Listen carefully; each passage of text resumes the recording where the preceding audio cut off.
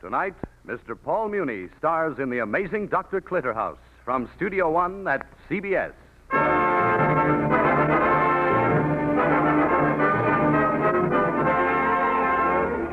Doctor, what's happened to you? Something dreadful.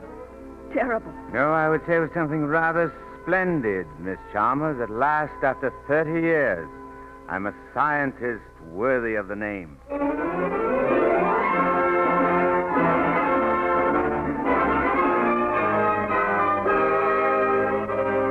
With a moment from The Amazing Dr. Clitterhouse by Barry Lyndon, we invite you to Studio One, a full hour of dramatic entertainment from radio's celebrated playhouse.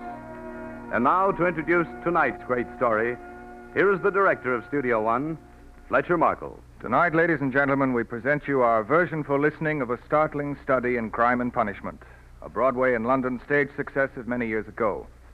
The Amazing Dr. Clitterhouse by Barry Lyndon is the portrait of a man with an obsession, a secret obsession which endangered his sanity and finally his life. Tonight, starring as the perverse and certainly amazing Dr. Clitterhouse, we're proud and fortunate to have with us in Studio One of America's first actors, an Academy Award winner of Hollywood, and one of Broadway's most highly regarded performers, Mr. Paul Muni. With Mr. Muni, you'll be hearing Everett Sloane as Frank Slade and Charles Irving as Dr. Andrews, with Claire Neeson as Miss Chalmers and Elspeth Eric as Daisy. I know you'll agree that's a pretty wonderful cast. They have a very exciting story to tell. Pleased to begin.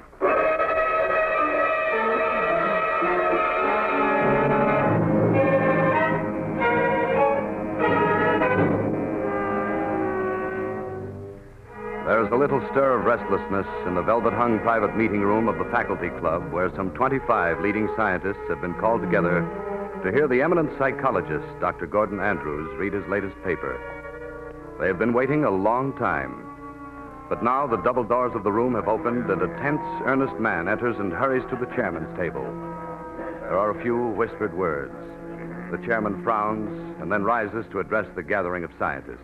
Gentlemen, Gentlemen, I regret that I have bad news for you, for all of us. Dr. Andrews will not be able to appear after all. Yes, this is a great disappointment. We're deprived not only of Dr. Andrews' report, but of the opportunity to meet and do honor to this great fellow scientist who has contributed so much to our understanding of the psychology of crime. However, to make up, in some measure, for your disappointment, his assistant, who has brought the sad news, has also volunteered to speak in his place. I'm sure that his remarks will be of interest. May I introduce Dr. I'm very sorry. Clitterhouse. Clitterhouse. Dr. Clitterhouse. Gentlemen, fellow scientists, I'm quite aware of my own unworthiness to take Dr. Andrews' place. The brilliance and authority which he has brought to the study of crime are so incomparable that you may feel it presumptuous of me to choose to report this evening on a small related research project of my own in the same area, if from a different point of view. I ask you merely to remember that in serving the cause of truth, we each shine according to our light. And I believe I can claim that my little research has the merit of being unique. The material I'm going to present to you was obtained from an absolutely new type of investigation into criminality. You are here. What's that? Dr. Clitterhouse, you haven't said anything yet, have you? Gentlemen, 1,000 pardons. It's my secretary. That is mine and Dr. Andrews. Miss Chalmers, this is a highly important meeting. Surely you realize that interruptions like this... Dr. Clitterhouse, you haven't said anything yet, so there's still time. Here's the ticket. I went down and got it. Miss Chalmers, this won't do, you know. I'll have to ask you to wait until after the meeting. After? Oh, Doctor, once you're away, you can write it. Don't you understand? Write it all down and have it published. Now, here's the ticket, Doctor. The boat's sailing at midnight. Yes, quite so. Thank you very much, my dear. Thank you. And now... But you've got to go now. Write your report, Doctor. I prefer to deliver it in person. So please, Miss Chalmers, unless you want me to ask the chairman of the meeting to escort you... Please. It's quite useless, Miss Chalmers. Useless. You won't listen. Gentlemen, whatever he says, I beg of you. Miss Chalmers! Don't believe him! Don't believe him! Gentlemen, please. Gentlemen!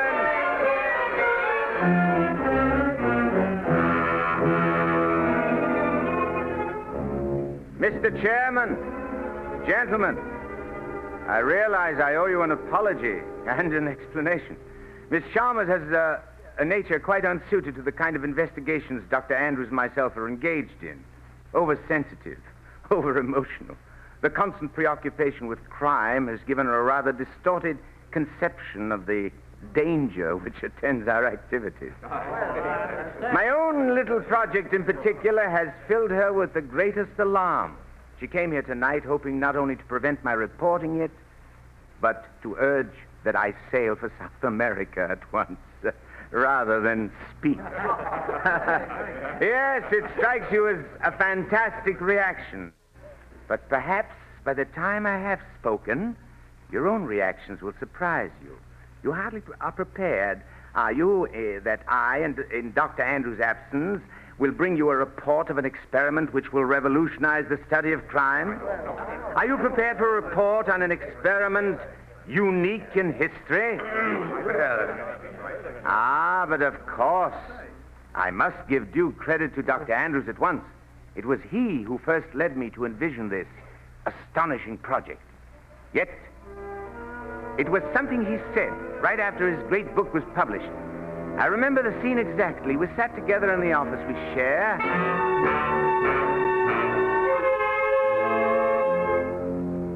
Why don't you get out of science altogether, Clitterhouse? Dr. Andrews, how can you say things like that even as a joke? When Dr. Clitterhouse has devoted his life to science. Miss Chalmers. The thing that's foxed you, Clitterhouse, is that you haven't any imagination. Oh, you've got a great little talent for grubbing after the facts. But science needs more than that. You've got to have daring, originality, sheer brass, if you like. The ability to take all those facts and evolve a theory. See what they mean. And that's beyond you, Clitterhouse. Perhaps it is. How can you hope to attack an age-old problem like crime and get anywhere without imagination? But why talk about crime anymore? As a subject for scientific investigation, my book has finished it. For 10 years, maybe longer. That's why I say... Your book, Doctor? What about all the medical data Dr. Clitterhouse got for you at the prison? Yes, that's of some interest, I believe. Medical data. What's that? Who cares if a criminal has high blood pressure or an enlarged heart? Make a note of it, but what does it prove? No. Face it, my dear fellow. Pathology hasn't got anything to say about crime anyway. It's psychology's baby. Psychology gets to the root of it. Digs up those old repressed emotions that finally force their way out and into criminal activity. Well, yes, I quite agree, Dr. Andrews, but still I can't help feeling that a life of crime changes a person physically. Well, that is the logical assumption, but there's no way on earth to prove it. Unless, of course, you get yourself a little pet criminal to watch so you could observe the changes step by step. Say, that is an idea. Get yourself a real live, untrapped criminal to watch, Clitterhouse. I don't see what's so funny about that, Dr. Andrews. I'm not trying to be funny. I'm giving old Clit the idea of a lifetime. A project that might justify his staying with science. Well, I'm due at the publishers. My book's going into 15 languages, did I tell you? You did? Yes. Oh, well, toodaloo for now. Oh, but say, Clitterhouse, maybe Inspector Charles could tip you off on some evil character he's trying to apprehend. Then all you'd have to do is find the fella, convince him to let you tag along while he robs a bank or some such, all in the interest of science.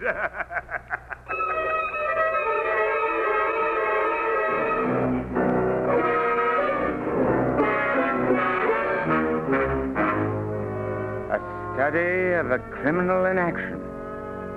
Yes, gentlemen, that was the original idea which had its birth in Dr. Andrews' daring mind. What matters that he laughed when he said it? Conceiving the idea, he thought he recognized at once the impossibility of carrying it out. And if he thought it impossible, perhaps you can imagine, gentlemen, my own reaction when the spark he had tossed out so casually suddenly caught fire in my mind. Dr. Clitterhouse, what's the matter? Quiet, Miss Chalmers. But we were just talking. And then all of a sudden you start taking your own pulse. 95. Pencil? Pencil and paper? I must make a note of it. I've got to make a note of everything from now on. Dr. Clitterhouse, what's the matter? Miss Chalmers, you have some notes to type, something to do, I'm sure. I shall be extremely busy for the rest of the day and prefer not to be disturbed.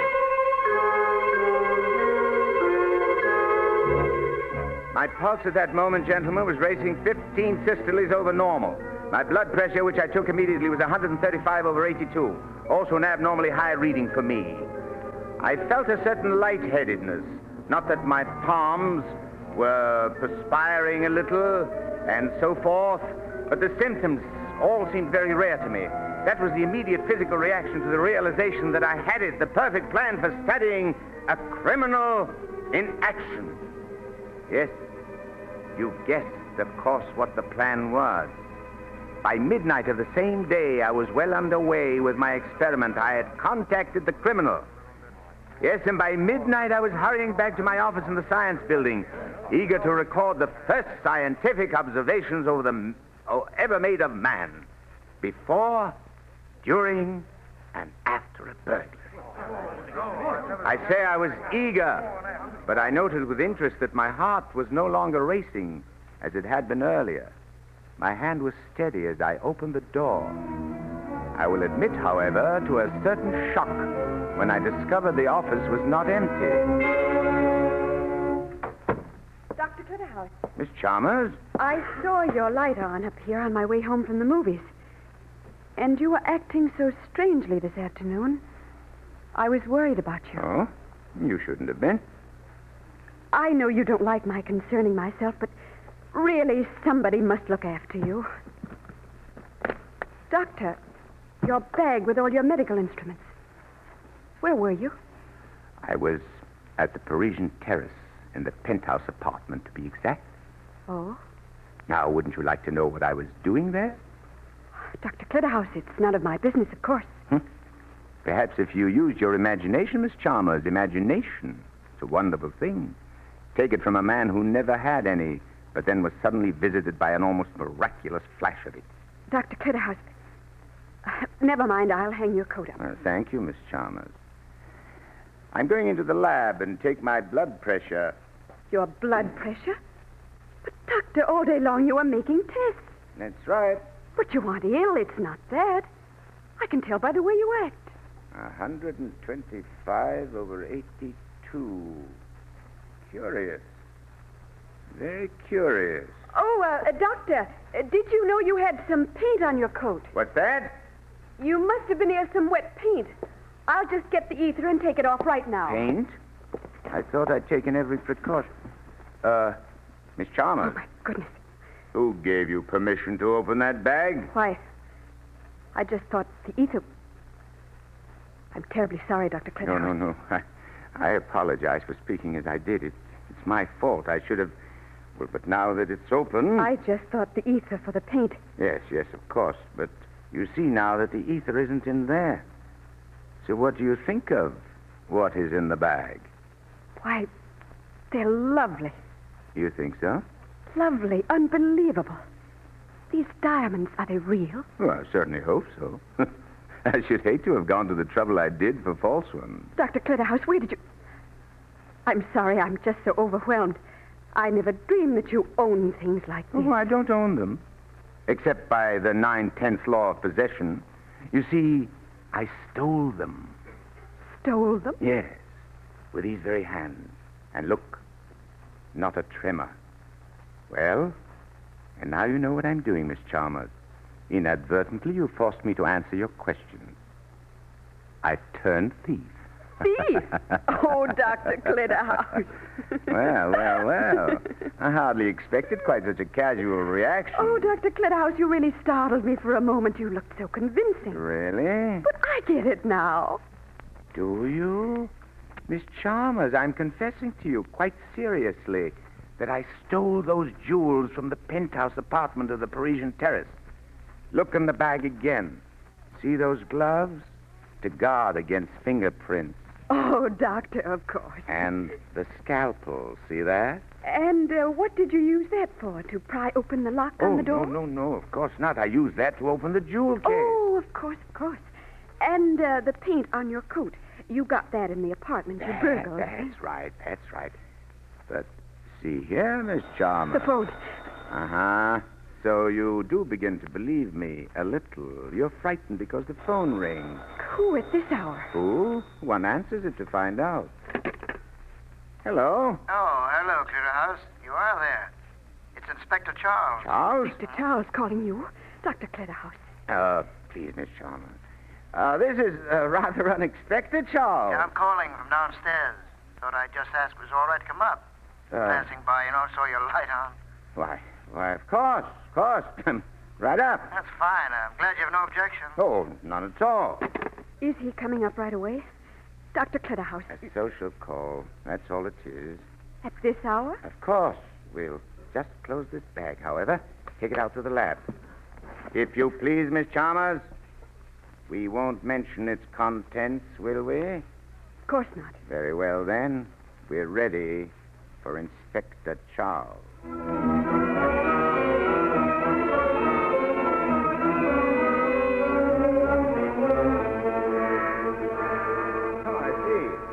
I see, Charles. You were investigating a robbery in the vicinity, and you just stopped in here to warm yourself. Yeah, sure. What did you think? Why, what would I think but that? Matter of fact, I'm glad you did stop in. Just this morning, Dr. Andrews was suggesting that I get in touch with you. Oh, yeah? What about? Well, I'm trying out a little original research. Andrews thought maybe I might make a small name for myself if I could get in cahoots with a criminal and study him in action. Yeah, come again? Well, Andrews was joking, of course. By the way, that little robbery you're looking into this evening, Charles, is it permissible to ask where it took place? Oh, sure. It was over at the... Just a minute. Miss Chalmers? What's keeping you in the lab? Don't you want to say hello to Inspector Charles? Oh, yes. Good evening. Well, good evening, Miss Chalmers. Nice to see you. It's nice to see you. The inspector was investigating a little robbery which took place this evening. Just where, Charles? Over at the Parisian Terraces. Oh. It was... Uh-huh. In the penthouse apartment, to be exact? Oh, yes. How did you know? Dr. Clitterhouse. Oh, I heard somewhere that the occupants of that particular apartment were away. Oh, I see. Yeah, so you just put two and two together. Guess our burglar had the same information. But if he'd been just half an hour later, he might not have felt so smart. You know, the Rutledges came home unexpectedly. Well, that would have been disconcerting. Yeah, he almost didn't get away with it. Of course, he isn't going to get away with it anyway. No? What makes you say that? Well, how's he going to get rid of that stuff? Ah, yes, that's right. How is he? That's when we'll get him, of course. You know, it's perfectly clear the fellow's an amateur. An amateur? Uh-huh. Why should you jump at such a conclusion? Oh, that doesn't take much guessing. The whole technique shows an absolute bungler. You mean he left clues? Oh, no. But that doesn't matter. Like I said, we'll get him. And, you know, being an amateur, he'll take the stuff to a pawn shop right off, and then we'll fall on him like a ton of bricks. Ah, but suppose he doesn't take it to a pawn shop. Well, there's hardly a fence in town that'd fool with stuff as hot as that'll be. Oh, there are a few who are daring enough, I guess, with enough imagination, let us say, to know what to do with such hot stuff. You know, it's funny you should use that word, imagination. Only the other day I was thinking that's what Frank Slade has. The rest of the operators lack. That's why he's been getting away with murder, running stuff right out of the country, almost under our noses. Frank Slade? Yeah. You know, he runs a nightclub for a front. The Golden Apple. We're going to bite into his Golden Apple tomorrow night. Get it? Bite right into it, you know, and get the worm. Just a minute. Let me be sure I understand. This Frank Slade pretends to be a nightclub proprietor, but actually he's a criminal. Uh-huh. And tomorrow night you're raiding his establishment? Yeah, that's right. The Golden Apple. Mm-hmm. Most interesting, Inspector. I'll be rather busy for a while. Perhaps you wouldn't mind walking Miss Chalmers near her home. It's right across the square. Why, no, I'd be glad to, Miss Chalmers. Please, Doctor, I'd rather not. You do need me. Very well, Miss Chalmers. Oh, very well. Then I'll say good night, all. Shall I let you know, Clitterhouse, when I nab tonight's crook? Perhaps you'd like to meet him. Yes. Yes, do that. Good night. Good night. Good night. Yes. Dr. Clitterhouse, meet Dr. Clitterhouse.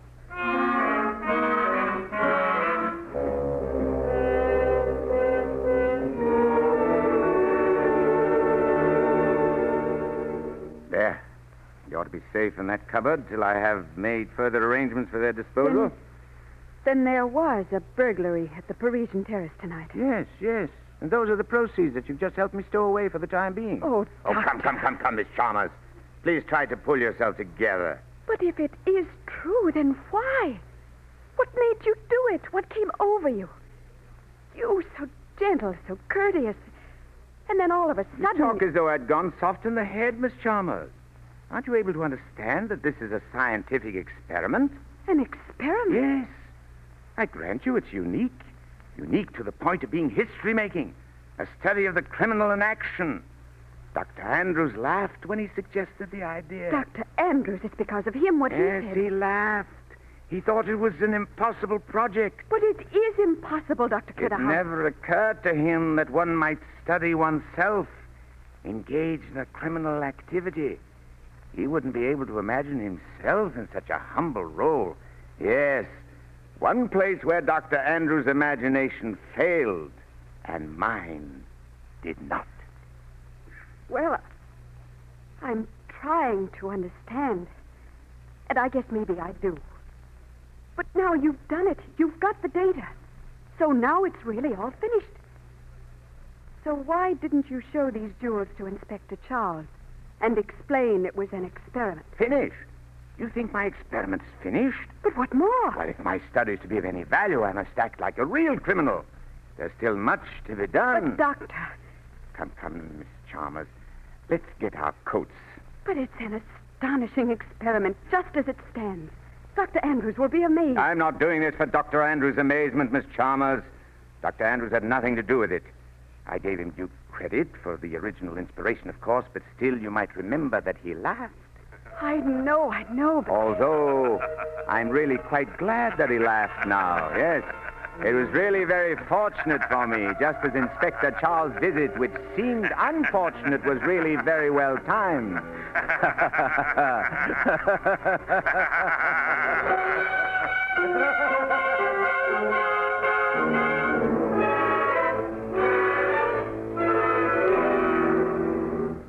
Dr. Clitterhouse, are we to understand this is literal facts? You yourself actually planned and executed a burglary? Gentlemen, have I been so vague or ambiguous in my report? Of course, I planned and executed it and took all the observations. What else would prompt me to call this experiment unique, revolutionary? You object because I've defied convention.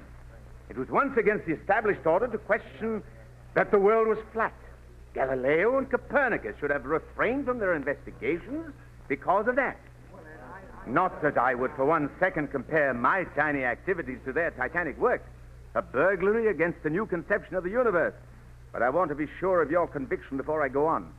If you balk like frightened schoolgirls at the first step, what will your reaction be to what follows?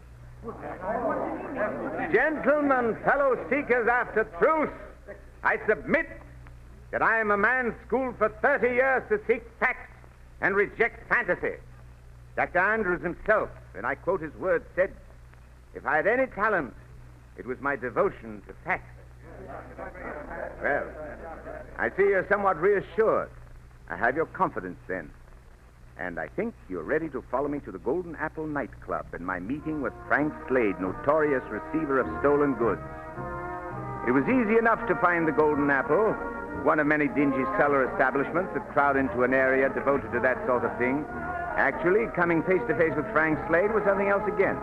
He had set up quite a guard around himself. The hat check girl denied his existence. The head waiter met my inquiries with a blank stare. I was not deterred, however, but asked for a table up near a tiny stage where the orchestra played. It was here that a woman played a constructive role in my project. Daisy. Daisy, she was called. She was a type of young lady. Well, perhaps I need only say that she wore her dress rather tightly. Daisy was a singer. Taught singer, I believe, is the expression. You may imagine my surprise when afterward she came to my table. She greeted me with easy familiarity and sat down. Hey, you look lonesome, honey. That won't do. You want to talk to Daisy a while? Well, Tell Daisy all about it. I bet I know. The little woman ran up a whole lot of bills, and then when you just spoke nicely to her, she burst into tears and said she'd given you the best years of her life.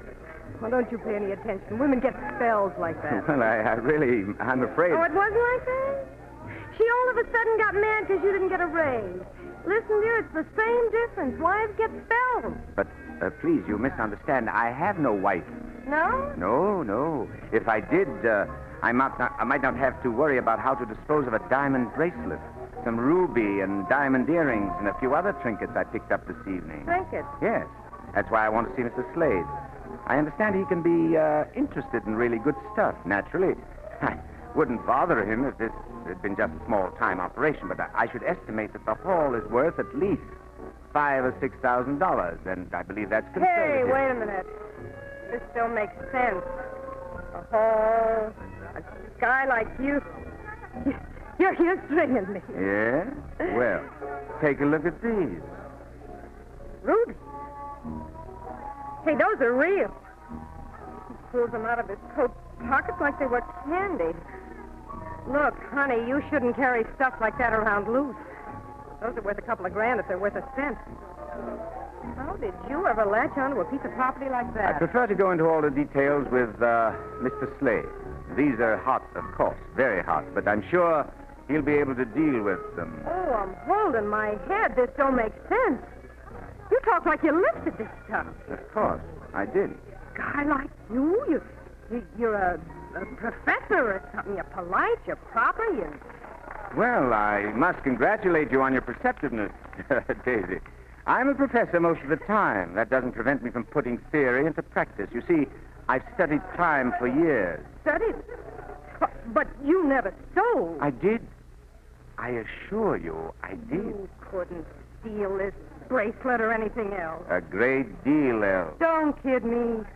Do I look as if I had the money to buy such baubles? Oh, I'm holding my head. This Frank has got to see.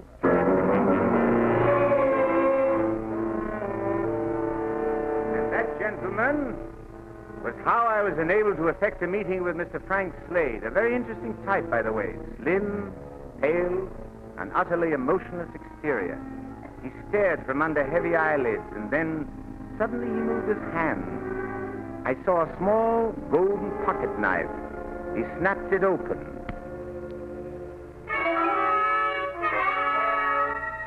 A light glittered on the tip of its tiny blade. Slade's eyes focused on the blade as he spoke. And what made you think that story would be of any interest to me, Daisy? Wait till you see the bracelet, Frank. Go on, show him, Professor. I wouldn't bother. Jewelry don't interest me much.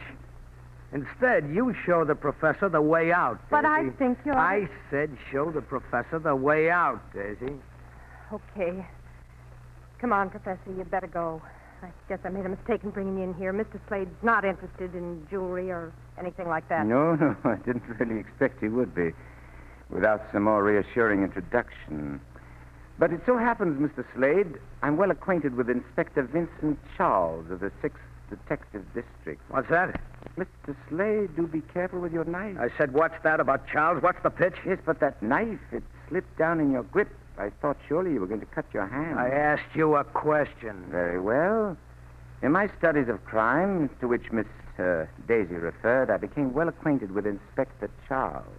Knowing my interest in all matters criminological, he was telling me just this evening of his plans to raid your nightclub tomorrow night. A raid? Hey, Frank. Keep quiet. Go on, Professor. I see you're interested in my mentioning Charles' name and the prospective raid. You must be sailing rather close to the wind, with some current operation, Mr. Slade, Frank, it sounds like he's telling you the truth. Why don't you keep quiet? Naturally, I don't expect you to accept any of what I say just on my word. Naturally. But after taking whatever precautions you deem necessary, you might await tomorrow night's developments. But I'll be back the night after the raid. And at that time, after we finished our other business, I'd appreciate an opportunity to give you a little physical examination, Mr. Slade. What? When that knife slipped in your grasp, it seemed to be an involuntary spasm of your left arm. Now, look, let's not get personal. Or I might have an involuntary spasm of my right foot. Come on, Professor, I shouldn't have brought you in here. That's right. It was a misunderstanding all the way around. Now, just forget the whole thing. Goodbye, Professor. Slade had begun to open and shut the little pocket knife again. The sound of its clicking followed me out of the office, but I'm afraid my mind was on the welcome I was sure to receive on my next visit. I paid little heed then to the snapping of that knife. I had no premonition of the part it was to play in my experiment very soon.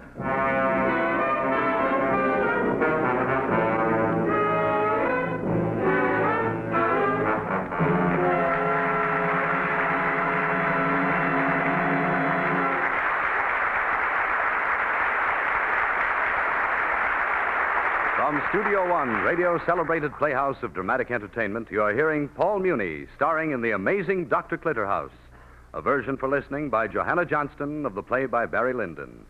Our story will resume after the customary pause for station identification. This is CBS, the Columbia Broadcasting System.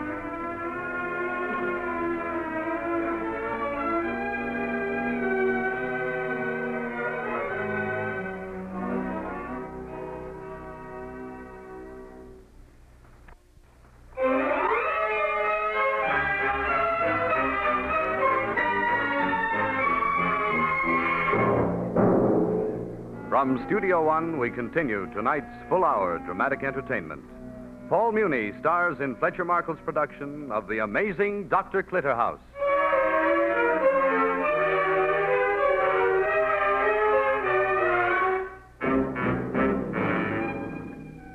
Well, gentlemen, during the 2 days between my initial visits to the Golden Apple, Miss Chalmers seemed to realize further pleading was useless. Dr. Andrews, of course, had no hint that I was embarked on an experiment destined to make all his findings on crime as antiquated as astronomical findings before the invention of the telescope. If he had had such a hint, I can imagine he might not have laughed quite so heartily or so often. Now, shall we return to the Golden Apple nightclub? As I've indicated, my reception was more cordial. Daisy greeted me with open arms, quite literally. Professor! That's a kiss on account Frank won't let on that you really saved our skins. Hey, look at you. You're blushing. Honest, Professor, you are cute. You know it, you're real cute.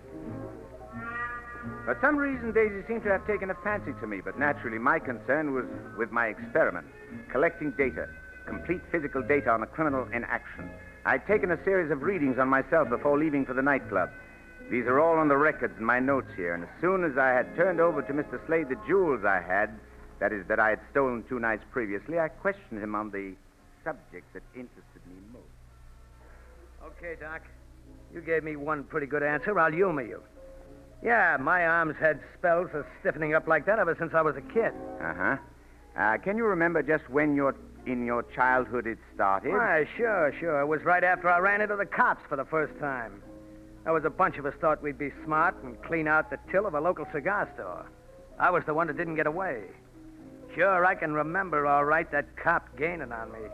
And then his hand grabbing my shoulder. Your left shoulder? Yeah, that's right. And ever since then, at any threat of danger, your left arm suffers an involuntary muscular contraction and paralyzes. Interesting. Extremely interesting. Hey, what's that? Any threat of danger? Well, it was when I mentioned Inspector Charles that your arm stiffened. That's right, Frank, and you had that knife in your hand like you almost always do, and you cut yourself. Oh, so that's also extremely interesting. You often have that knife in your hand and cut yourself. You wound yourself. Punish yourself. Perhaps to ward off being punished by the law. Of course. The stab of conscience. And Dr. Andrews accused me of lacking imagination. As far as I'm concerned, you creep with it. You creep with something, anyway. Look, Professor, this has all been very, well, call it entertaining. But I'm beginning to wonder about you now. Seems to me you could call it profitable, Frank. There wasn't only that tip-off about the raid, but that stuff the professor brought in tonight. You'll do all right with that. Yeah, so will the professor. Seems to me he's already doing all right. In a lot of ways. I never realized you regretted not having a college education so bad, Daisy. Quit kidding, Frank. I just think the professor is sweet. Thank you, Daisy. It's pleasant to be with a bright young lady like yourself. Oh, well, ain't that nice? You know, I was just about to suggest that the professor keep in touch. Report in, sort of. Ah, yes. Now, as to that, Mr. Slade, I suggest I become a regular member. Of what? Of your gang, of course. You're a regular member right now. With all of a member's obligations. And in this club, we arranged to have a sort of a sponsor for new members to sort of keep an eye on. Whatever security measures you wish to take, that's all right with me. But on my side, by way of proving myself a worthy member, I have a little suggestion. Yeah? A job, which I will be happy to plan and execute for the benefit of the group. A job, the proceeds of which will make those of my first operation look sick. I love the way he talks. I'd love to know what he's talking about most of the time. Jewelry of enormous value. Yeah? You got a plan, Doc? A simple one, absolutely perfect and foolproof. I feel that there'll be no remarks this time of amateurishness. Frank, I wish you'd stop playing with that pocket knife. It's distracting, that click-click all the time. Yeah? First time it ever bothered you. I'm sorry to have you, distracted, baby. Very sorry.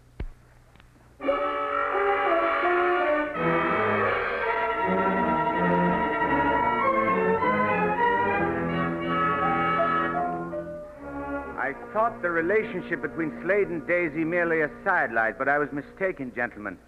It was Frank Slade's affection for Daisy which led my experiment to it. Dr. Clitterhouse, what is it? Strange. Water. Perhaps a glass of water. My voice. Yes. Here you are, Dr. Clitterhouse. Drink this. Yes. Thank you. Thank you very much. That's it. That should do it. Your report is most unusual. We should hate to have it interrupted. Yes, that's better. Splendid. Yes. It's all right now. Very curious. It seemed to be a momentary paralysis of the larynx. For a moment, I was totally unable to speak. I'll admit, gentlemen, I was somewhat frightened. Such a thing has never happened to me before. As I was about to say that it was Frank Slade's affection for Daisy which brought my study of crime and action to its inevitable climax. I can skip briefly over the details of the daring theft I had planned in order to consolidate my position with the gang. Everything went precisely according to plan. Before leaving my office that evening, I took a complete physical reading of myself, interrupted only by the unexpected appearance of Miss Chalmers. Dr. Clitterhouse, I thought you were going to the banquet. I am, Miss Chalmers. But you're taking blood pressure readings. Oh, Doctor, for a week now you weren't doing any of that. And I hoped you'd given up on that terrible experiment. I hoped you'd gotten really interested in that project for Dr. Andrews. Rare old South American poisons. The most worked-out subject in criminology.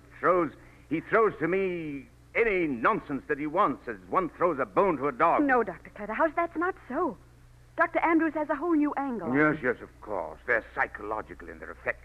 And I'm to prove that. I, a pathologist, prove another of his psychological theories. No, I'm through with that. Through with being Andrews' stooge, his scullery maid, of hearing his scornful laugh.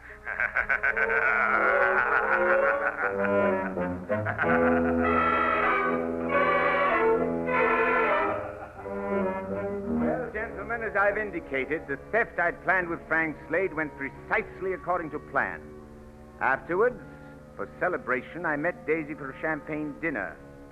I had been analyzing the evening's work when suddenly she leaned forward. I keep wondering what it is about you, Professor. Maybe it's because you're sort of like a little boy. Huh? I? A little boy? Yeah, even with that little gray mustache and all, you're like a kid, a real solemn kid, all wrapped up in some big deal. I don't know, there's something about it. I bet you affect a lot of women the same way. So how about giving his other admirers a chance, huh, Daisy? Frank. Good evening. Hey, come on, Daisy. Time to join the grown-ups now. Well? You mean I should just get up from the table and leave the professor? I'm not going to. I'm tired of you ordering me around, Frank. Oh? The professor and me are talking about science, and we're having a real nice time. Science, huh? Well, maybe I ought to try talking to him about science sometime soon. Only not here. Yeah. How about tomorrow night, Professor? Could we have a little tutoring lesson? Up where science really lives, huh? Well, if you're suggesting visiting me at the college, I'm quite agreeable, Mr. Slade. Okay. Tomorrow night. And be there, Doc. Professor, I'm worried. Get out of this thing. You don't know what you're doing, and I don't want anything to happen to you. Don't worry, Daisy. I know exactly what I'm doing. So I was in my office the following night, willingly enough. But so were Dr. Andrews, Miss Chalmers. Like other great men before him, Dr. Andrews was not slow to appreciate his own work. And on the evening of which I speak, I was not only annoyed and bored, but extremely anxious to have both Andrews and Miss Chalmers out of the office before the arrival of Slade. Andrews, as usual, was holding the floor. The important thing is to give a real picture of the criminal mind, harboring a festering resentment against some long-ago wrong, trying vainly and endlessly... Yes. You said all that in your book. You interrupted me, Clitterhouse. That's right. You were just about to say that the criminal is working out a revenge for some long-forgotten injury, working it out against society instead of against the actual perpetrator of the injury. Lovely theory, but quite unproved. Well, look here Did now. any criminal ever confess to you that that was the reason for his behavior? No. You dug up some slight out of his stories of the past, easily enough. Who hasn't been slighted sometimes? Wove your theory to it. Well, now, really. You regret the fact that your remarks about crime were cut short, but might you not perhaps regret the fact that while you were drinking your coffee, eating dessert, a real criminal was stalking the halls of the building in which you ate and where you sat, and you, sitting there, had no idea, no conception of this man, what happened to him, his heart, how it was beating, whether steadily or what, whether his blood pressure was normal. Well, what makes you think his heart was beating normally? I've been trying to cultivate my imagination at your suggestion, Dr. Andrews. Let's see here, Clitterhouse. What's got you so cocky tonight? Those poisons. Yes? Well, what about the poisons? They're out in the lab. Have you finished up your experiments with them? Found any justification for my theory that they're really harmless? I found no justification for that theory. If I may suggest it, Dr. Andrews, sometimes you try to carry your psychological imagination too far. Yes? However, we can discuss it some other time. I'll give you my findings in detail, but right now I have, Dr. Andrews, my heavens, how could I have forgotten? The dean wants to see you this evening on an urgent matter. The dean? Yes, he called. Something about representing the college at some intercollegiate forum. You'd better go over to his house right away. Well, yes, I guess I had. And you, Clitterhouse, you'd better see to your memory. That's not the first thing you've forgotten. I'd say you're sort of forgetting your place around here, too.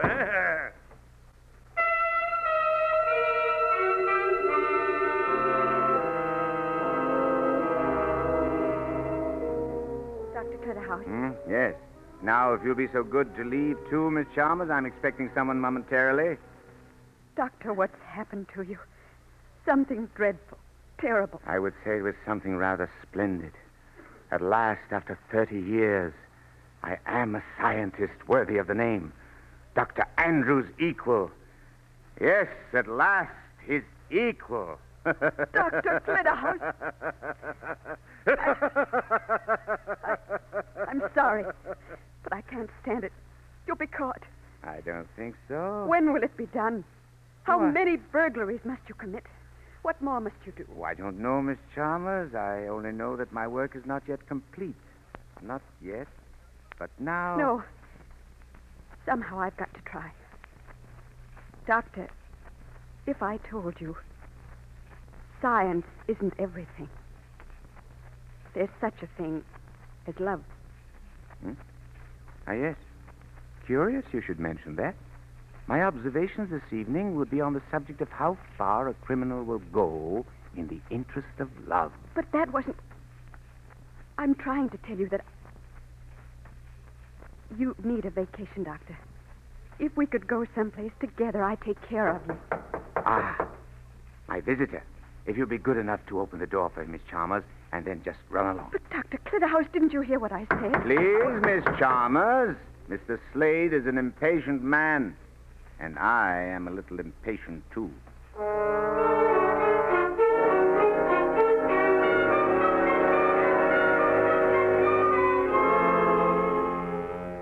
Now, gentlemen, I interrupt my account of that scene in order to give you some curious clinical data. As Miss Chalmers went to open the door to Frank Slade, I could suddenly feel my heart pounding, as it had not pounded the night of my first robbery. It was literally racing. Quickly, I felt for my pulse, and estimated it was beating at the rate of 105 systoles a minute. I felt extremely lightheaded, but not giddy. There were other symptoms recorded in my notes here. I mention these phenomena because of their seeming lack of relevance. I had not the slightest premonition of what was to come. I emphasize that, not the slightest. I felt no fear of Slade, that there was no idea in my mind that... Your voice again. I'd have to... Water. I'd have to... More water. That did it before. Professor! Speak up! Who's that? Over at the door. Professor! Your secretary called me. She said come right away and test... Listen, Professor, don't talk anymore. I gave that cop a runaround. He hasn't got an idea in the world. You're okay if you just scram out of here. Mr. Chairman! Mr. Chairman, will you please remove this young woman and lock the door? Remove me? Professor, you're doing it to yourself. You're putting your head in the noose. I ask that you do it at once. The most vital part of my report has not yet come. In the name of science, I demand it. Yes, of course, Doctor, at once. If you'll just come along, young lady. Okay, I'm just trying to save the poor guy from himself. Yes, quite so. You understand? I don't... If you'll just come back after the meeting. Thank you, Mr. Chairman. Gentlemen, I apologize for the interruptions. You may have guessed that the young woman was the Daisy to whom I've referred. Not so much the hysterical type as thoroughly conditioned in fear of the law. She would try to prevent my speaking now on general principles. But because of her interruptions and a slight difficulty I seem to have with my voice, I shall come to the climax of my report as rapidly as possible. Frank Slade came into my office that night, closing the door after him. Quietly, without emphasis, he stated his ultimatum. I guess this is where we part company, Professor. It's been nice while it lasted, but we don't want to overdo it. I wondered briefly if the man took me for a simpleton, if he thought he could scare me just by staring at the tip of his pocket knife, which he had had in his hand. But it was I who underestimated Frank Slade. Suddenly, he snapped shut the pocket knife, and he moved swiftly to the safe which stood beside his desk. Unluckily, I had not locked it when putting away my notes that afternoon. He reached for the knob, swung the door open. This where you keep those notes you're all the time making, huh? Ah, here we are. No, you don't. Give those to me, Slade. Are you kidding? You don't know what you're doing, what those represent. You bet I do. Evidence of the greatest experiment since the study of crime began. My whole life as a scientist, everything I ever worked for, dreamed of. Take it easy, Doc. Those papers mean a lot to me, too. Without this stuff, you got nothing on me. You can talk to your friend Inspector Charles as much as you like, and I'll be 100% in the clear. So long, Doc. Slade! Oh, Daisy asked me to say goodbye for her, too. I wouldn't try looking her up again, Doc. Just a minute, Slade. Yeah? You don't need to be in such a hurry. I see now that your point is well taken. You never meant to let me keep those notes. If it weren't Daisy forcing your hand now, it'd be somebody else later. Well, you're not so dumb after all. Yes, I guess I'm not. Nevertheless, I was quite dumb, hoping I could justify a wasted life by... Well, you're not interested in that. Well, I'm very grateful to you anyway for sparing my life and not pulling your knife on me. My knife? You don't mean that little nail file I carry around. This? You scared I might kill you with this? You mean it's not dangerous? Oh, for Pete's sake. Take a look at it. But I always thought, surely the point... thank you. It is rather sharp, isn't it? If I wanted to rub you out, Doc, I got better ways than... You nervous tonight, Doc? Oh, excuse me. I've got it. How about a drink before we part, Slade? Yes, that's right. Let's be sports about it. I'll be a good loser. I've a bottle of fine scotch out in the lab. Hey, you got my knife, Doc. Yes, you have my note. But, of course, I'm going to give your knife back to you. Just a minute now. Yes, here we are. Here's the bottle and your knife. The blade's open. No, I guess it must have snapped open accidentally. Well, sit down, Slade. You can put those notes on the desk beside you. I assure you I won't try to grab them. I see that I'm defeated, and I acknowledge it. And here's your knife. Thanks. I guess it's your habit of playing with that knife, with that blade all the time, that made me think the knife was dangerous. Well, here's a drink to an experiment that might have made me famous. You know, all of a sudden, I wonder if I ought to be suspicious of this drink. Really? You think that I've given up the notes too easily, perhaps? Could be. Well, of course, there is a copy of them. What? Inspector Charles has the copy. I say, your knife. Your arm stiffened and it slipped. Never mind that. You say Inspector Charles... But it cut you. Has it... What's the matter, Slade? All of a sudden, you look rather surprised. What's happening? I never touched that drink. What's wrong with me? Well, I knew Dr. Andrews was wrong about that poison being harmless. A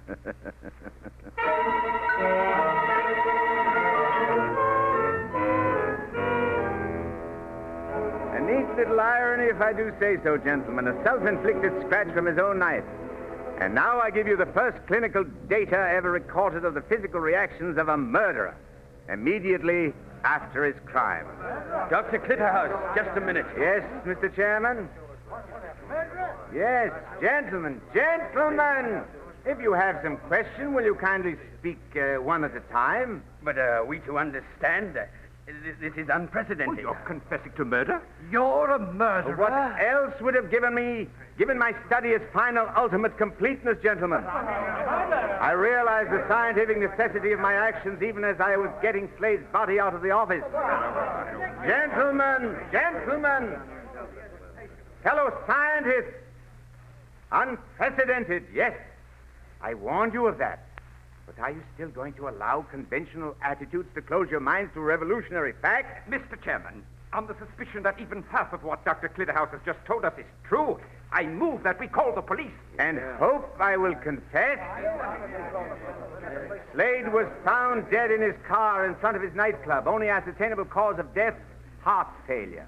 The particular poison with which I tipped his knife leaves no trace whatsoever. Only a voluntary confession on my part will enable the police to arrest me. But I'm not confessing. I'm reporting to you, my colleagues and fellow scientists, I thought, the details of a murder, a perfect murder, and the first murder ever committed under rigorous scientific observation. Good Lord, is this possible? Yes, they asked the same question when Galileo cried out that the world was round. They looked incredulous as you gentlemen look. They ran for established authorities as you gentlemen would run. And friends, yes, friends of those revolutionary ancestors of mine, yes, and I claim their kinship. Friends of theirs pled with them to recant, to flee, even as Miss Chalmers pled with me. Yes, that's right. She wanted him to escape. Then it is true. Of course it's true, you fools. But have you all got minds like Miss Chalmers? Weak, silly, sheep minds? Unable to recognize the achievement when you stumble over it? Miss Chalmers, who saw a report of Slade's death in the paper, became frightened and ran to Dr. Andrews. Dr. Andrews, of all people, she ran to him and begged him to help me. He should help me. Well, he saw how little I cared for his help. He suggested that I accept the South American post which had been offered to him. I made sure he heard what I thought of taking his leavings before I left him tonight. Mr. Chairman, in the light of what we've heard, I suggest we inquire further into Dr. Andrews' inability to be present tonight. Dr. Clitterhouse, you've heard the question from the floor. Exactly why was Dr. Andrews unable to come tonight? I find that question irrelevant. Is there anyone here who believes that he would have heard anything comparable to my report if Dr. Andrews had been present? Yes. Very well. On that confession, I'm willing to close my remarks and... Come on, open up in there. Unlock this door. What's that? I said open it up, and we'll break her down. Yes, I'm coming. Stay where you are, Mr. Chairman. But If it's someone who wants me, let them come to me. They'll find it's a waste of time. You can prove nothing. Nothing. Huh? Why? You thought that Andrews would do me in, eh? Eh, Clitterhouse? Well, I'm tougher than you thought. Andrews. Dr. Clitterhouse. Okay, chum. Now, take it easy, boys. No more rough stuff than you can help. The poor man's out of his mind, and I share the blame. I've carried my joking too far. Dr. Clitterhouse, all you've got to do is talk, and they'll see you're not responsible. Oh, poor chap. I never meant to have my theories proved on you, old man. Why didn't you let out some of your hate against me to my face, fellow?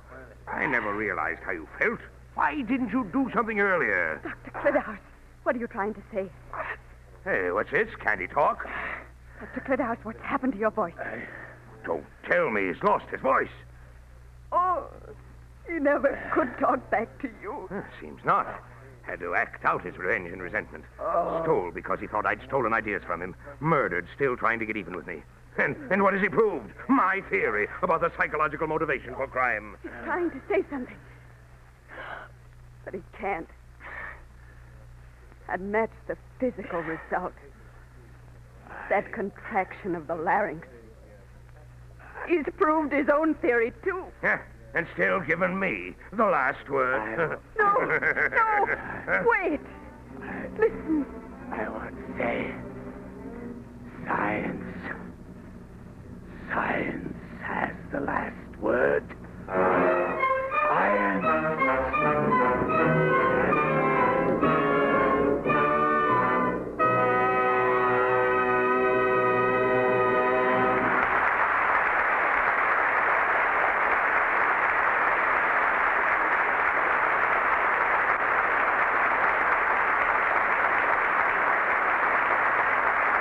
From Studio One at CBS, you've just heard Paul Muni, starring in Fletcher Markle's production of The Amazing Dr. Clitterhouse by Barry Lyndon.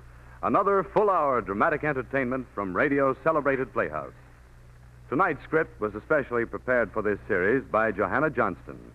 The original music was composed by Lana Domian and conducted by Alexander Semler. Now again, Mr. Markle. May a producer identify the principals in our cast tonight? In the foreground Dr. Clitterhouse. was played, of course, by Mr. Muni. Frank Slade. Was played by Everett Sloan. Dr. Andrews. Was Charles Irving. Miss Chalmers. Was Claire Neeson. Daisy. Was Elspeth Eric. Inspector Charles. Was played by Alan Devitt. Actively assisting were Hedley Rennie, Ivor Francis, Louis Quinn, and Gregory Morton. Next week from Studio One, a wonderful story which is considered the high point in the literature of deception and conspiracy. In fact, of all the stories of international intrigue and espionage, no other is more swift and thrilling than this adventure romance by the great master of the adventure romance, Mr. E. Phillips Oppenheim. Our story is The Great Impersonation. We hope you'll be with us. Now, until next week, in The Great Impersonation, this is Fletcher Markle with a good night, and thank you from all of us in Studio One.